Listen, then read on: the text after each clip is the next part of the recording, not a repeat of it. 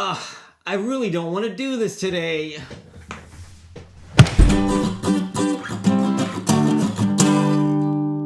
Welcome back to WizNugs. The World Cup's going on right now, and a lot of people are excited. I know I am. I'm excited too, to a point. I played soccer a little bit when I was younger. Was not terribly good at it in retrospect. Well, you know, Pee Wee soccer, it's a lot of running around chasing the ball. Oh, this was high school, so I don't know if I would consider it. I don't know if I would consider it to be Pee Wee.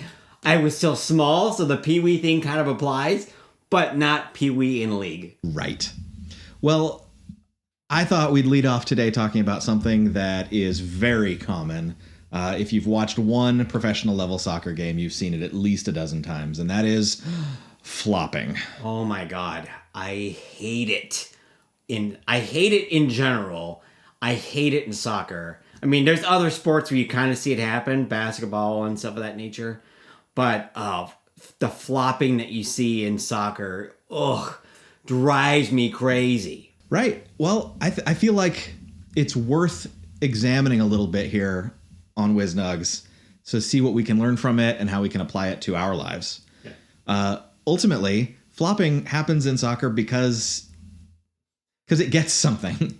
It's a behavior that's learned on purpose to get a result. So like in soccer, the result may be as simple as I just want to get control of the ball, or I really want to try to get a penalty called. So, we're in a good position. This is a good place to be able to do it. If I can get the penalty called, then there's a good chance we might be able to score off of that, right? Right. So for those of you at home who are not aware, flopping is when the professional soccer players, they get touched in the slightest bit of contact from another player, and they just fall on the ground and start rolling around and grabbing some part of their body going, oh, and they basically will just lay on the ground in the middle of the game for as long as they can to get attention.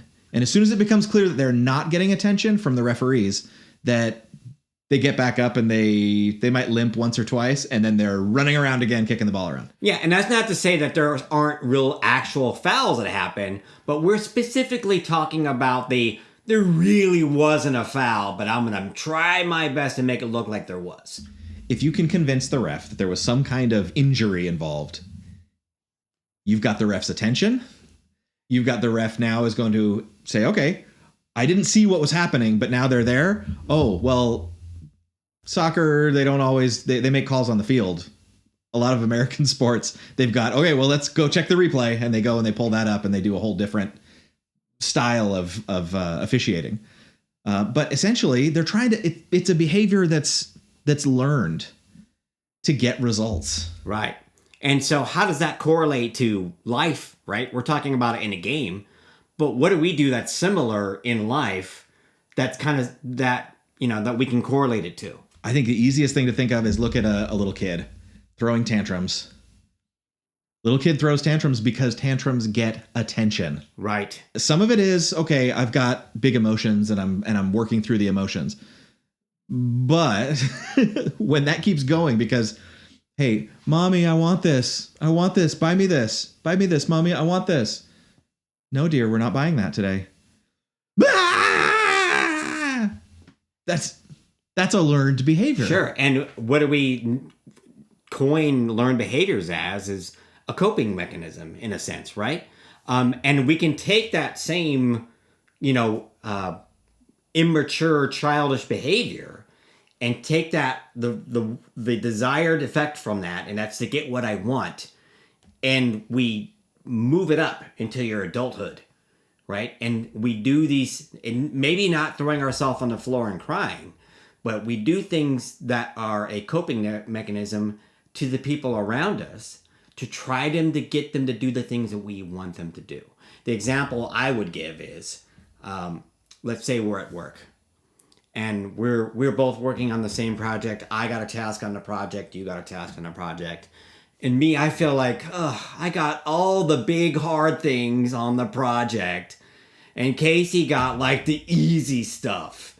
And I'm going to go up to him and like, hey, Casey, the last thing that we worked on, you did such a great job of working on that code and working on that hard stuff. And man, I really feel like the stuff that they gave me that you're the expert on, and man, I really think that you would do a better job at it. I mean, the solution you came up with last time, that was beyond me. I don't even know how you came up with that. I mean, you're so smart. I mean, you really should probably do this. And you know what? I'll do your stuff for you. And if you could just do this one, what do you think?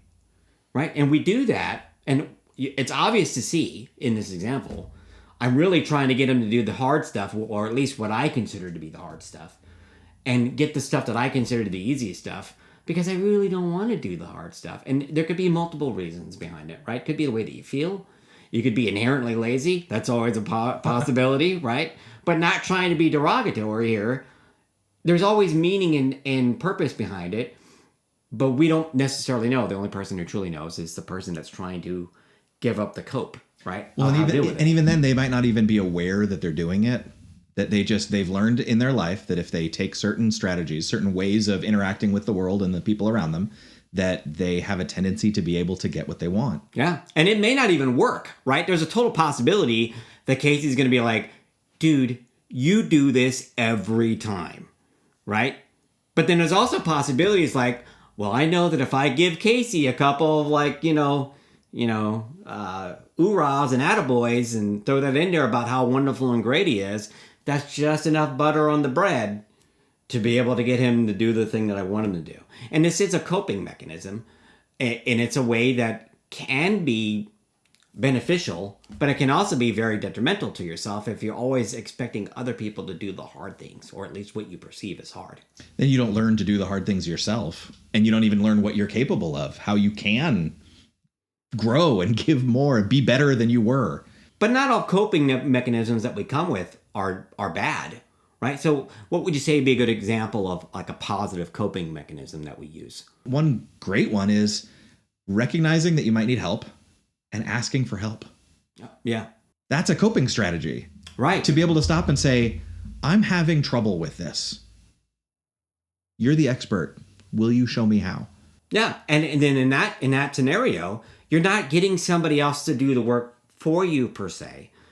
But in this case, if I came up to you and said, hey, Casey, I got this new task on this project that we're working on, and I'm having a hard time with it. Do you think you can, give me another set of eyes? And this is what I have so far. Can you kind of point me in the right direction? Because I know that you've worked on something similar.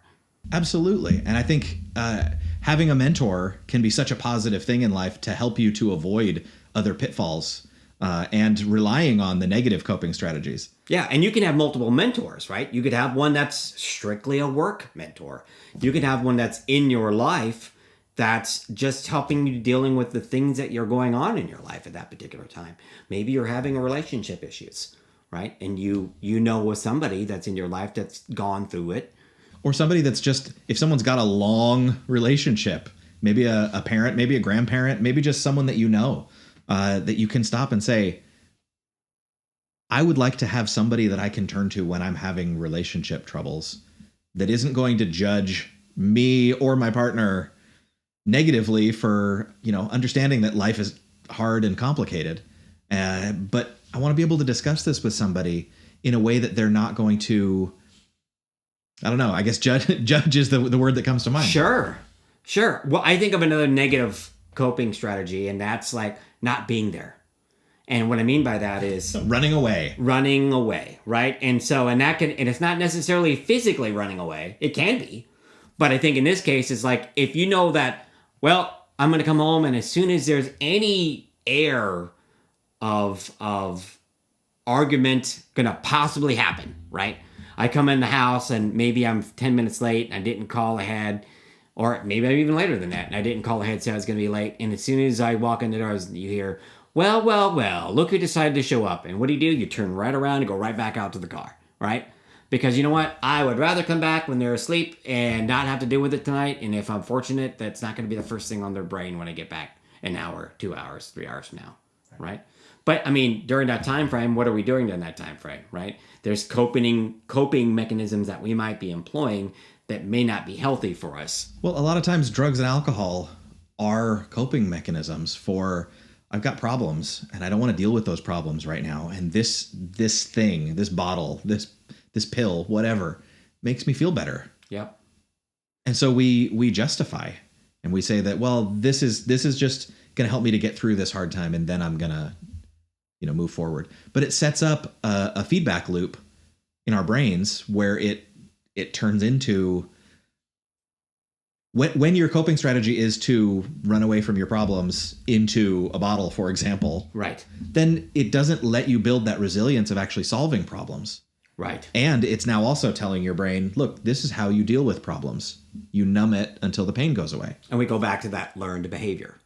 Yep. Right? Because it's something you don't know innately right off the bat. Right? Maybe you learned it on your own. Maybe you learned it from the people that are around you. Right? Maybe it's the household you grew up in. And that's how things were handled before. Right? And so you're like, well, that's how Dad did it. That's how Grandpa did it. And by golly, that's how I'm going to do it. And to point out, in terms of positive coping strategies, sometimes physical distance can be a positive coping strategy. Sure. Hopefully in that case, it's discussed beforehand that, like, look, sometimes if I'm feeling like I'm too riled up and I need some distance on this before I can talk about it, I'm going to excuse myself. Okay. I want to be able to work through problems, but when I'm in that emotional tunnel, I can't do it without getting heated up. And I recognize that about myself. And I want you to know I'm coming back. I just need to breathe. I'm going to take a little walk. I'm going to come back. We can deal with this. Yep. And so, like you said, the point being is that you've had the communication beforehand. Very helpful. That you've talked to your significant other and you said, I have a recognition of who I am when I get into the emotional tunnel, when I get into that emotional state. And I know that I am not going to be able to come to a rational solution during that time frame. So the coping mechanism that I've learned and employed is I need to step away and get a breather, right? And then when I can come out of this and then I can think about it rationally, I can come back to you and say, okay, I realize that XYZ of what you said is true, and I realize that I can make some modifications, or we can talk about it, right? And we can get to what the solution is. But it's the recognition that you had to employ this coping mechanism in order to be able to get to the solution that you wanted to come to. Another really good coping strategy is for something like a panic attack. Okay. Might be focus on your immediate surroundings. Use your physical senses to ground you in the present moment. This is kind of an extension of mindfulness practice. Sure. That you can use on demand to say, okay, I'm going to go find 5 things I can touch, because just the sensation of physical touch of the world around me is going to help ground me and get me out of the thought loop that I'm having that's destructive, or at the very least distracting. And then I'm going to find 4 things that I can see. And you might describe to yourself mentally what the color is, when you touch, you might describe what the texture is. And so the 5, 4, 3, 2, 1 is basically comes down to, okay, what can I use my 5 senses to count down? And you're focusing on the present moment. And you can really do those in any order. There's no like magic number of, if you do 5 things you can see. Well, 5 things you can see is easier to look around. Maybe 1 thing that you can taste. And even if that's just the fresh air, right? Or, glass of water, or, right. Something of nature, right? Your favorite candy. But grounding yourself in that present moment by using your senses in the physical space around you is one coping strategy that's really positive to get yourself out of that headspace where you're just locked up. Right, because you know where that panic attack is going to take you, right? You've suffered it before. You know what the outcome is. You know where that line ends up, that path. And so you're like, well, that's not where I want to be, right? So hopefully having the presence of mind as you start to get into that mode, you're like, okay, I feel it, right? There's the emotional state, and there's also a physical state that you can be aware of. And you're like, okay, I'm going to do these things. I'm going to look for the things I can see. I'm going to look for the things I can touch. I can look for the things I can smell, whatever it is, right? So that you can start getting yourself out of that path of panic and back into the path of serenity, or at least being semi-calm. Another good one for stress, for example, might be to make a list. If you're stressed because you're thinking about all the things you have on your plate, at work, for example, I've got all these tasks and we got this great big project, and it can seem nebulous and scary at times. But if you stop and you write it all down, the more that you can break it down and detail it into actionable items. Yeah. To go back to our power of focus video. Sure. And our gear and stats video. We start looking at ways that you can externalize the process. So again, grounding yourself in the present moment might help you with that panic attack. But at the same time, if you're dealing with just everyday stress, okay, why am I stressed? Because I feel like there's a lot going on. There's a lot on my plate. Okay, let's break that down. Let's make a list. We'll itemize. Then when I'm looking at that list, I can prioritize and I can say, okay, I might not be able to get all these things done today, but I can do at least one thing. Which thing is the most important thing for me to do today? And then you start taking action on that. And what's really cool about that coping strategy is that it builds. So for one, it grounds you in the present moment so it can take that stress off your plate by just putting it down on paper. The act of writing, the act of thinking takes it out of the emotional side, puts it into the logical side, and then you employing your hand to physically write it can take that and put it on the paper instead of in your brain. That alone is powerful. But then if you can take it that step further and prioritize it, you're thinking logically about which thing do I really need to do right now? Then taking action on that thing reveals to yourself your power. And it reinforces in the back of your mind that you're a person who can get things done. You are capable. You can handle stress. You can handle problems. You can handle work. And as you start doing that more and more, then you start becoming more effectual in your world. That's huge, because that's the kind of person who can go out there and set goals and achieve them and can move forward and can make incremental improvements in their life until their life goes from something that maybe isn't the place that they really want to be to a life that they're proud of and happy with. And a slight tangent on that, and this may sound a little bit corny, you think about the daily affirmations, but you can even take little post-it notes and little reminders on them, and the areas that are your own, whether it be at home or at work, and you put these around there. And it could be just like simple words like smile or breathe or drink water, right? Very simple, small little reminders that, hey, if just in case you weren't remembering to do the things that you need to do in order to get to where you want to be, here's a little reminder, right? It's not necessarily affirmations of like, you're good enough, you're smart enough, and gosh darn it, people like me. Maybe not those kind of affirmations, but reminders and little notes, the writing it down and having those reminders in front of you. So wherever you're at the most and commonly at, whether it's work or home or wherever, you see these things and like, yeah, don't forget to do that thing. Don't forget to be this way, right? Because these are things that we have done and proven to ourselves get us to where we want to be. Yeah, great. Another one that comes to mind is having that, we've called it before, an accountability buddy. Sure, yeah. Another funny way of putting it is your emotional support friend. Okay. Like they have this is my emotional support dog. If you've got a sense of humor with your friends, you can bring that one up. Side note, I used to think little dogs were like the worst waste of time. Now that I've had a couple of them, they're the absolute best. So if you've got your emotional support human, someone that you can discuss things with when you're feeling stressed out, talking about something, even just saying it out loud. Now, this is one of those things where in the battle of the sexes, a lot of times men have the I'm going to fix it attitude toward talking about things. And women a lot of times have the look, I'm just trying to say it out loud. I'm just trying to get it off my chest. I don't want to try to fix it right now. I just want to feel heard. Right. And so sometimes if you're having that conversation, it's helpful at the beginning of the conversation to say, do you want me to fix it or do you want me to listen? And I do this a lot actually with my kids. Most of the time with my wife and my daughter. And I will say, okay, before we get any further into this conversation, I need some direction from you. And that's do you just need me to be the listening ear and the shoulder? Or do you want me to give you a solution and help you come up with some results or actionable things that you can do? Brainstorming strategies together. Right. Because both are helpful. Yep. And then usually it's, well, I need a little bit of both. And I'm like, okay, I'll do the listening part first.